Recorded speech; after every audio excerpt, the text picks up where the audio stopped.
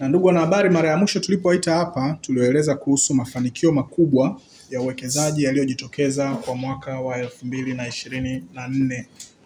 Kama mtakumbuka, waziri wa nchi ofisi ya Rais mipango na uwekezaji mapema mwanzoni mwa mwaka huu alitangaza mwaka 2024 kuwa mwaka bora kabisa wa uwekezaji, ambapo kituo cha uwekezaji kilisajili miradi 901 yenye thamani ya 9.31 bilioni dola za Kimarekani, na ikiwa ongezeko kutoka dola bilioni 3.7 za mwaka 2021, na ilikuwa ongezeko kubwa kabisa la kihistoria lililofanya mwaka huo kuwa mwaka bora wa uwekezaji tangu kuanzishwa kituo cha uwekezaji mwaka 1991.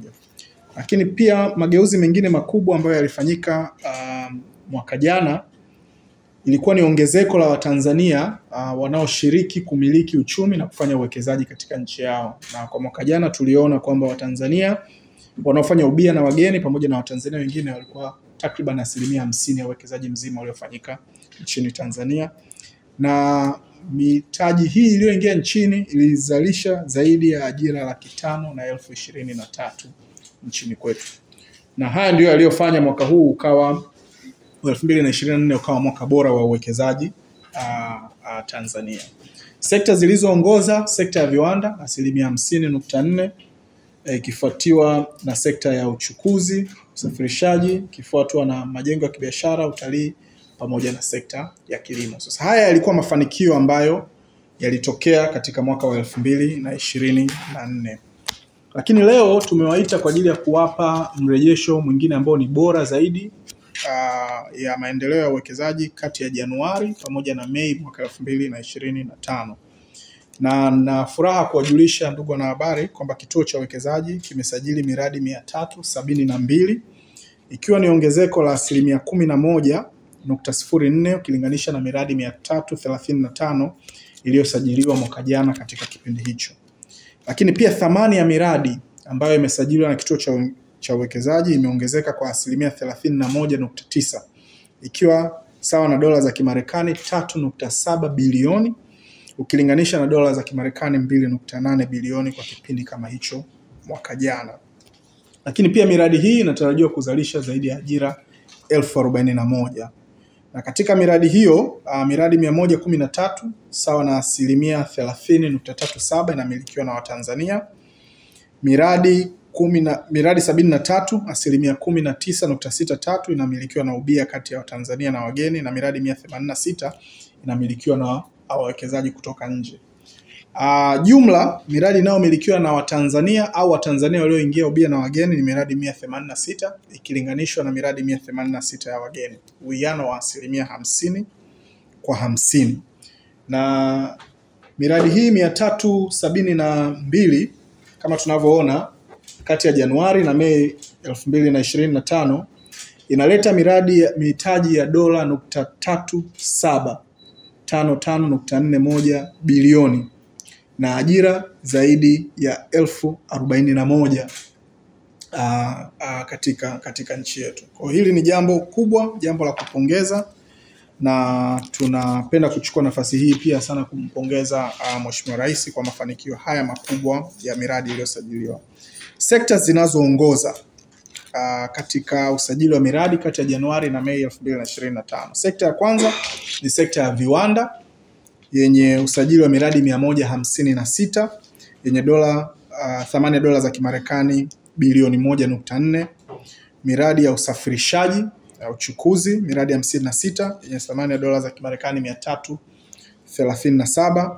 Sekta ya kilimo imeshika nafasi ya 3 yenye usajili wa miradi 40 dola za Kimarekani 849. Utalii ikiwa ni ya 4 yenye miradi 39 yenye thamani ya dola za Kimarekani 107.26, na ujenzi wa majengo ya kibiashara ikiwa ni ya 5 yenye miradi 36 ikiwa na thamani ya mitaji ya dola za Kimarekani 160 milioni. Kwa nadhani ilikuwa ni muhimu sana pia kuainisha sekta ambazo zimeongoza kwa uwekezaji: sekta ya viwanda, sekta ya kilimo, sekta ya nishati, sekta ya usafirishaji pamoja na miundombinu ya kibiashara. Kwa haya ni maeneo ambayo tumeona uwekezaji mkubwa sana katika mwaka huu kuanzia mwanzo wa mwaka hadi sasa. Lakini pia katika kipindi husika ningependa kusema kuhusu mikoa ambayo imefanya vizuri pia katika uwekezaji. Mkoa wa Dar es Salaam uliongoza kwa miradi 134, mkoa wa Pwani ukifuatiwa na miradi 90, mkoa wa Arusha na miradi 29, mkoa wa Dodoma miradi 14, na mkoa wa Geita na Morogoro imefungana katika namba 5 ikiwa na miradi 13 kila mmoja. Na tunaamini wiki hii ambapo daraja kubwa kabisa la kihistoria la Kigongo Busisi kuelekea Geita linapozinduliwa na Mheshimiwa Rais, uwekezaji utazidi kuongezeka katika mkoa wa Geita, hasa pia uwekezaji ambao unaongozwa na wawekezaji wa ndani. Jitihada na mafanikio haya ya Januari mpaka Mei 2025 yametokana na sababu kadhaa.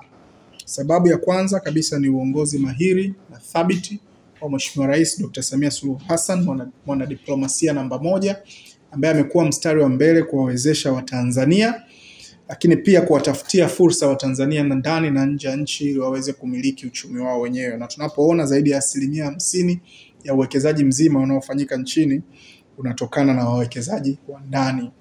Hii ni ubora kabisa wa uongozi wa serikali yetu chini ya Mheshimiwa Rais Dr. Samia Suluhu Hassan.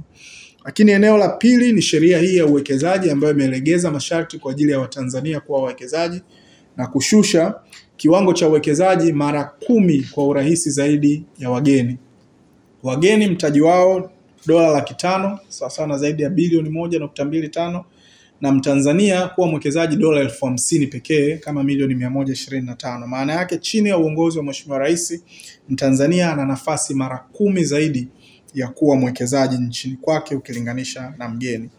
Lakini sababu ya tatu ni uanzishwaji wa huduma za kiuwekezaji karibu zaidi na wananchi, na mwaka huu kituo cha uwekezaji tumefungua ofisi ya kanda mkoa wa Njombe ambayo inasogeza huduma katika mikoa ya Iringa, Ruvuma, lakini pia na Njombe ili kuhakikisha kwamba Watanzania wanapata huduma za kufahamu kuhusu uwekezaji, wanapata huduma ya fursa karibu na huko waliko. Lakini hili ni ongezeko la ofisi za kanda ambazo tayari tunazo.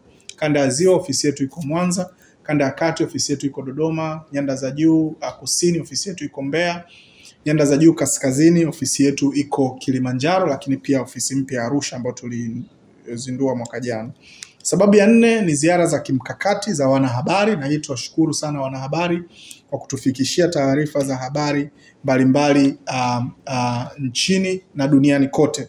Na hii mfano kwa kushirikiana na ofisi ya msemaji mkuu wa serikali mwezi Februari tuliandaa ziara za kimkakati kutembelea viwanda, na wengi mtakuwa mnaona pia kupitia vyombo vyetu vya habari kuhusu taarifa mbalimbali za kiuwekezaji ambazo zinatokea. Sababu ya 5 ni utoaji wa huduma bora za kiuwekezaji kupitia kituo cha pamoja cha uwekezaji hapa Dar es Salaam pamoja na ofisi zetu zote za kanda, ambayo inasaidia sasa Watanzania kupata vibali kwa urahisi, kuanzisha viwanda vyao kwa urahisi, na ndio kinacholeta matokeo haya. Sababu ya 6 ni kuendelea kufuatilia na kufanya tathmini ya uwekezaji unaofanyika, na kati ya Januari na Mei 2025 tumetembelea miradi isiyopungua 737.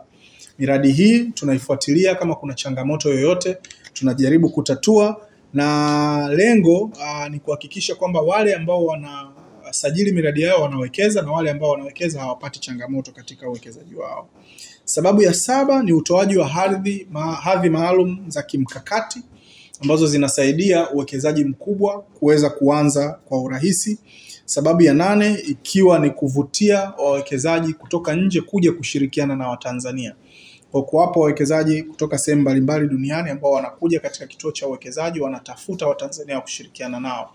Na tulitoa tangazo mwishoni mwa mwaka 2023, Watanzania wanaotafuta ubia, wanaotafuta watu wa kushirikiana nao waje TIC kuweza kupata usaidizi. Sababu ya 9 ni makongamano, maonesho na mafunzo mbalimbali ambayo yanafanywa kupitia TIC.